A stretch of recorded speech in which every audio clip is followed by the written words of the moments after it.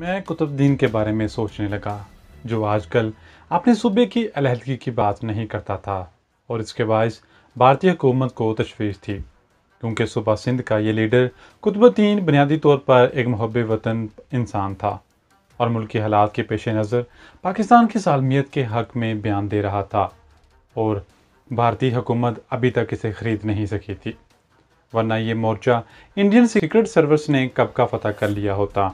मुझे इसी मोर्चे को किसी दूसरे अंदाज में सर करने के लिए यहाँ लाया गया था। 15 मिनट बाद मैं ग्राउंड से निकलकर अपने सदर वाले होटल में आ गया। मुझे इस होटल को छोड़कर इस्लामाबाद के किसी जदीद होटल में जाने के लिए कहा गया था।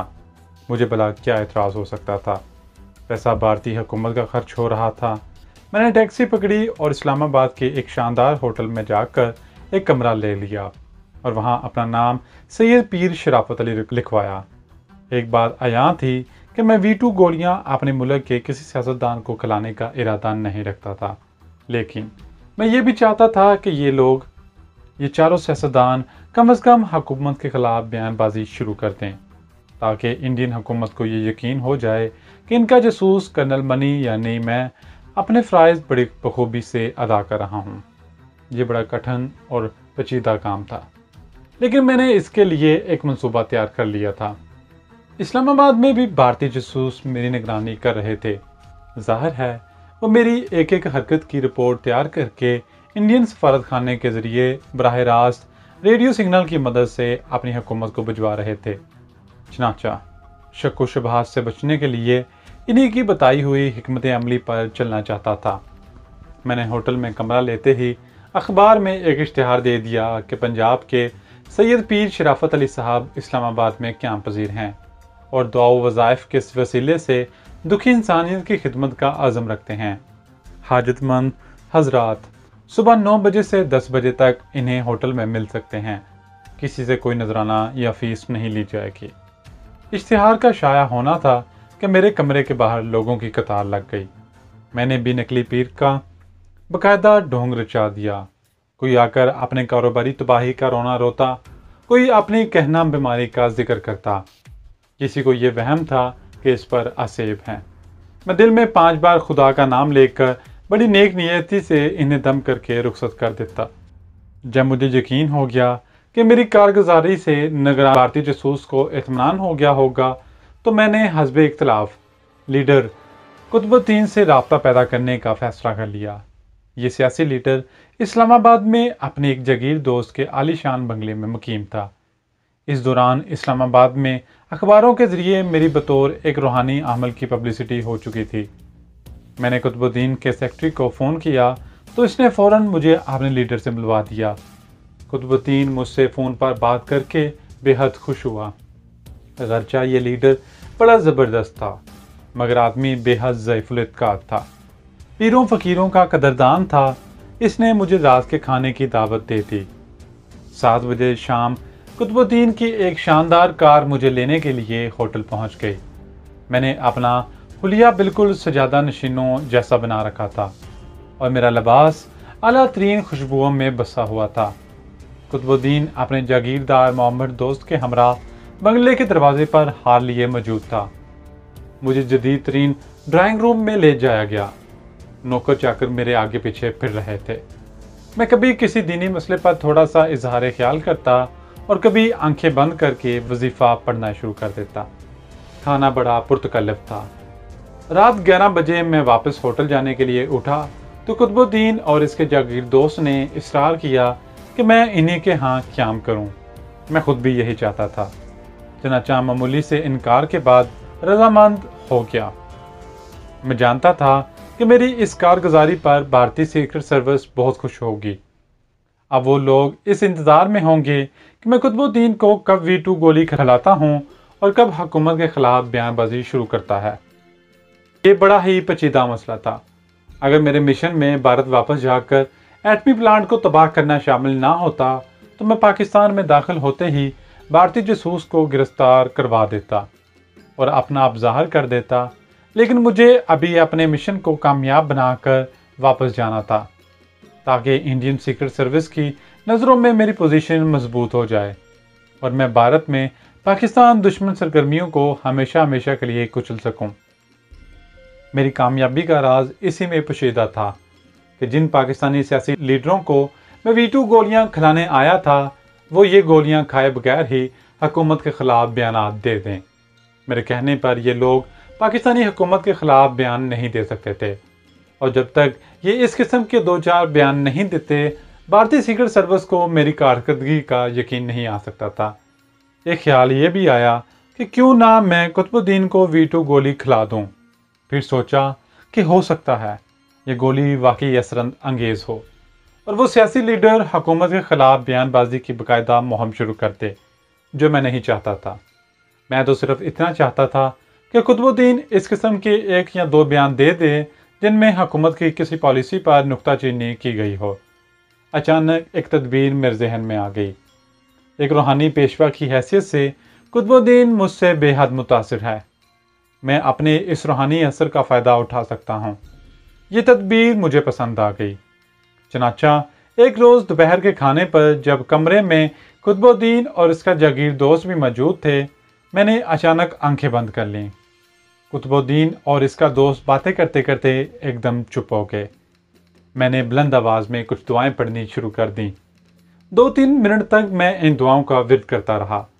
جب مجھے یقین ہو گیا کہ میرے مریدوں پر کافی اثر ہو چکا تو میں نے آنکھیں کھول دی۔ قطب الدین اور اس کا دوست ادب سے دسترخوان پر بیٹھے تھے۔ میں نے اپنا ہاتھ قطب الدین کے سر پر رکھ دیا اور آواز میں جلال پیدا کر کے بولا، قطب الدین، تجھ پر آئی ہوئی بلا ٹل گئی ہے۔ تیرے عروج کا ستارہ طلوع ہو گیا ہے۔ سیاسی لیڈر کا چہرہ خوشی سے دمک اٹھا۔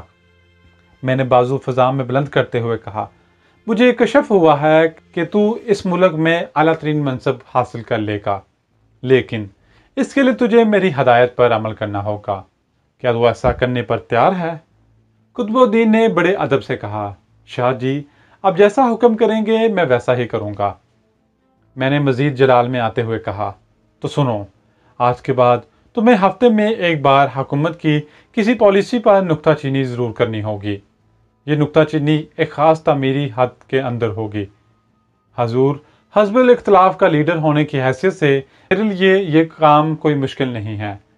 اگر آپ حکم کریں تو حکومت نے جو نئے ٹیکس لگائے ہیں ان کے خلاف ہی میں کل ایک معتدل بیان جاری کر دوں۔ اس نے جواب دیا، ہاں۔ میں نے داڑھی پر ہاتھ پھیر کر کہا، میری طرف سے اجازت ہے، کم از کم 3 ماہ تک تمہیں اس قسم کی نکتہ چینی ہفتے میں ایک بار ضرور کرنی ہوگی۔ ایسا ہی ہوگا حضور۔ لیکن کیا 3 ماہ کے بعد؟ میں نے گرجدار آواز میں اس کی بات کاٹ کر کہا، اس کے بعد تمہیں اپنے آپ معلوم ہو جائے گا کہ خدا تمہیں کس عروج پر پہنچاتا ہے۔ میں تمہارے لیے خاص طور پر دعا بھی کروں گا۔ قطب الدین نے عقیدت سے میرے ہاتھ چوم کر آنکھوں سے لگائے۔ شاہ جی، کچھ میرے حق میں بھی ارشاد فرمائیے۔ میرے 2 کروڑ کی جائیداد کے مقدمے کا ابھی تک فیصلہ نہیں ہو سکا۔ یہ فیصلہ میرے حق میں ہو جائے، جاگیردار بولا۔ میں نے اس معمر جاگیردار کے کاندھے کو تھپتھپاتے ہوئے کہا، اللہ کی طرف سے جو ہوگا مناسب ہوگا۔ اگلے روز قطب الدین نے میری ہدایت کے مطابق حکومت نئی ٹیکسوں کی پالیسی پر نکتہ چینی کرتے ہوئے ایک بیان جاری کر دیا۔ بیان اخباروں میں چھپ گیا۔ مجھے یقین تھا کہ یہ بیان پاکستان میں موجود بھارتی جاسوسوں نے بھی پڑھ لیا ہوگا اور سفارت خانے کی طرف سے انڈین حکومت کو آگاہ کر دیا ہوگا۔ گویا کرنل گرمیت سنگھ اور کرنل گپتا کو یقین ہو گیا ہوگا کہ میں نے اس کے بتائے ہوئے 4 لیڈروں میں سے ایک کو ویٹو گولی کھلا دی ہے، جبکہ تمام گولیاں میرے پاس اسی طرح محفوظ تھیں۔ 2 روز بعد میں تنہا رہنے کا بہانہ کر کے لیڈر کے بنگلے سے اٹھایا۔ اپنی مہم کی پہلی کامیابی کا رد عمل معلوم کرنے کے لیے میں نے رات 9 بجے اپنے کمرے کا دروازہ بند کر کے چٹکی لگائی۔ بیڈ روم میں جا کر ریڈیو ٹرانسمیٹر نکالا، کوڈ بک کھول کر سامنے رکھی اور ٹرانسمیٹر آن کر کے دلی میں انڈین ملٹری سیکرٹ سروس کے چیف کرنل گپتا کی فریکوینسی ملا کر سگنل دیا۔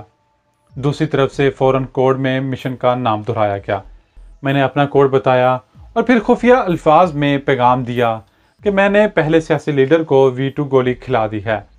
دوسری طرف سے کرنل گپتا نے بھی کوڈ الفاظ میں کہا، سیاسی لیڈر کا بیان ہم نے پڑھ لیا ہے۔ پہلی کامیابی پر مبارکباد۔ اب اپنے دوسرے ٹارگٹ کی طرف توجہ دو اور اتنی سی بات کے لیے دوبارہ رابطہ قائم نہ کرنا۔ تم اسلام آباد میں ہو، تمہارے سگنل پکڑے جا سکتے ہیں۔ میں مطمئن ہو گیا، مجھے دوبارہ سگنل دینے کی کیا ضرورت تھی۔ میں نے کوڈ بک اور ریڈیو ٹرانسمیٹر پلنگ کے پاس تانبے کے گملے میں چھپا کر رکھ دیا۔ شام کو قطب الدین میرے ہوٹل آ گیا اور بہت اصرار کر کے کھانے پر ساتھ لے گیا۔ مجھے اب ان سے کوئی دلچسپی نہیں تھی، بس انہیں یہی تاکید کر کے واپس آ گیا کہ ہر ہفتے اس قسم کا ایک بیان ضرور دے دیا کرے۔ رات 10 بجے مجھے ان کی شاندار گاڑی ہوٹل میں واپس چھوڑ گئی۔ میں کمرے میں داخل ہوا تو فرش پر ایک زرد لفافہ پڑا ہوا تھا۔ اس میں میرے لیے ٹائپ کیا ہوا پیغام تھا: پہلی کامیابی مبارک، 3rd کلاس ویٹنگ روم۔ میرے لیے یہ اندازہ لگانا مشکل نہ تھا کہ مبارکباد کا یہ پیغام اس ہندو جاسوس کی جانب سے ہے جو اسلام آباد میں متعین ہے اور مجھے پنڈی ریلوے اسٹیشن کے 3rd کلاس ویٹنگ روم میں ملا تھا۔ میں اسلام آباد سے اپنے دوسرے ٹارگٹ کی طرف روانہ ہونے سے پہلے ماڈل گرل اور بھارتی جاسوسہ سندھیا عرف شبانہ سے ملاقات کر کے یہ معلوم کرنا چاہتا تھا کہ اس نے اپنی پاکستان دشمن سرگرمیوں کا جال کہاں چھپا رکھا ہے اور کن سرکاری ذرائع سے وہ پاکستان کے بارے میں قیمتی راز حاصل کر کے بھارت پہنچا رہی ہے۔ شام کو میں ٹیکسی لے کر اس کی کوٹھی پہنچ گیا جو ایک پرفضا مقام پر واقع تھی۔ ایک جانب سفیدے کے درختوں تلے سرخ ٹویوٹا کار کھڑی تھی۔ کمروں میں روشنی ہو رہی تھی۔ ایک کمرے سے انگریزی میوزک کی دھیمی دھیمی آواز آ رہی تھی۔ کوٹھی کے گیٹ پر کوٹھی کا نمبر لکھا تھا۔ شبانہ کے نام کی تختی نہیں تھی۔ میں نے گھنٹی کا بٹن دبایا۔ آمنے سامنے خوبصورت کوٹھیوں والی یہ چھوٹی سی پختہ سڑک شام کے ٹھنڈے اندھیرے میں سنسان تھی۔ دوسری بار بٹن دبانے پر سامنے کچھ فاصلے پر ڈرائنگ روم کا دروازہ کھلا اور ایک ملازم لڑکا گیٹ کی طرف دوڑا۔ میرا حلیہ دیکھ کر کچھ مرعوب سا ہو کر بولا: کس سے ہے ملنا ہے مولوی صاحب؟ میں نے کہا: بی بی جی سے کہو مولانا صاحب آئے ہیں۔ آپ کا نام کیا ہے مولوی جی؟ تم جا کر کہہ دو مولانا صاحب آئے ہیں بس۔ لڑکا دوڑ کر کوٹھی میں چلا گیا۔ 1 منٹ بعد ڈرائنگ روم میں سے ایک ادھیڑ عمر کی اور برآمد ہوئی۔ یہ شبانہ کی نوکرانی تھی جس کے بارے میں مجھے پہلے ہی بتا دیا گیا تھا۔ یہ مسلمان نوکرانی شبانہ کے ساتھ رہتی تھی۔ اس نے پوٹھوہاری لہجے میں کہا: بی بی جی نے آپ کو اندر بلایا ہے۔ میں نے دل میں کہا: تمہاری بی بی جی کی تو ایسی درگت بناؤں گا کہ ساری عمر یاد کرے گی۔ میں نے درویشوں کی طرح ہاتھ اٹھا کر دعا دی اور نگرانی کے پیچھے چل دیا۔ مجھے سائیڈ روم میں بٹھا دیا گیا جو بڑے سلیقے سے سجا ہوا تھا۔ دنیا جہان کے نوادرات وہاں جمع تھے۔ میں صوفے پر بیٹھ گیا، آنکھیں بند کر لیں اور تسبیح شروع کر دی، البتہ نیم آنکھوں سے دوسرے کمرے کے دروازے کے پردے کو بھی دیکھتا رہا۔ دفتن پردہ ہٹا اور میرے سامنے سرخ و سفید رنگ اور چمکیلی آنکھوں والی ایک حسین و جمیل دوشیزہ ریشمی شلوار قمیض میں ملبوس آ کھڑی ہوئی۔ اس کے کاندھے پر ایک پھولدار قیمتی شال تھی۔ کٹے ہوئے بال جنہیں کسی کیمیکل سے سنہرا کیا گیا تھا اس کے کاندھوں پر پڑے ہوئے تھے۔ میری درویشوں جیسی صورت دیکھ کر اس نے ادب سے سلام کیا اور میرے سامنے صوفے پر بیٹھ گئی۔ اس نے پہلے کہ وہ مجھ سے پوچھتی کہ میں کون ہوں، میں نے اپنا تعارف کرواتے ہوئے بتایا کہ میں سید پیر شرافت علی ہوں اور ایک روحانی معالج ہوں۔ میں نے محسوس کیا کہ اس پر کوئی زیادہ اثر نہیں ہوا، تاہم بظاہر وہ بہت خوش ہوئی اور بولی: میں نے آپ کے بارے میں اخباروں میں پڑھا ہے، ذہن نصیب آپ غریب خانے میں تشریف لائے ہیں۔ میں نے تصدیق کے خیال سے پوچھا کہ کیا وہی شبانہ ہے؟ وہ مسکرائی۔ اس کے دانت موتیوں کی طرح چمکنے لگے۔ جی ہاں، اس ناچیز کو ہی شبانہ کہتے ہیں، مگر حضور میں تو ماڈلنگ کا غیر شرعی کام کرتی ہوں۔ آپ نے مجھ گنہگار کے ہاں قدم رنجا فرمانے کی کیسے زحمت گوارا کی۔ میں اسے گہری نگاہوں سے دیکھ رہا تھا، لیکن کیا مجال کہ وہ میری آنکھوں کی تیزی سے ذرا سے بھی متاثر ہوئی ہو۔ میں دل ہی دل میں اس کے اعصاب اور خود اعتمادی کو سراہے بغیر نہ رہ سکا۔ حیرانی کی بات یہ تھی کہ اس نے مجھے ابھی تک پہچانا نہیں تھا۔ شاید اس کی وجہ یہ تھی کہ اسے میری جو تصویر دکھائی گئی تھی اس میں میرے لمبے لمبے بال نہیں تھے اور داڑھی بھی چھوٹی تھی۔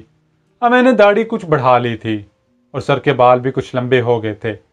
پھر میں درویشوں کے بیس میں تھا۔ میں نے اس کی طرف جھکتے ہوئے آہستہ سے کہا: سندھیا، तुमने मुझे पहचाना नहीं। वो सोफे पर उछल सी पड़ी और मेरी तरफ फटी फटी आंखों से तकने लगी। फिर इसके होंठों से अपने आप निकल गया, कर्नल मनी। हाँ, मैंने जवाब दिया।